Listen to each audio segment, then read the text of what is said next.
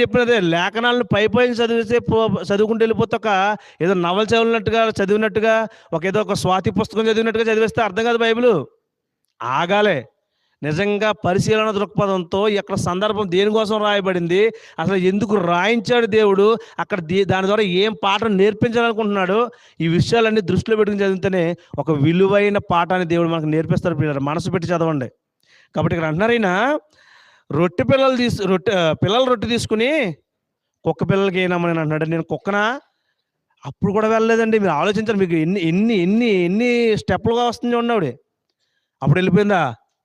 నేను కుక్కనా?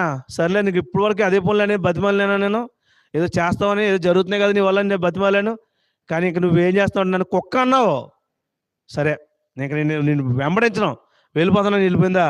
నిజంగా ఆశ్చర్యవేత్త నేను చూసినప్పుడు ఏమో వదలవా అంటే వదలనండి నేను. ఎందుకు వదలవు అంటే, వదిలితే ఎలా బాబయ్యా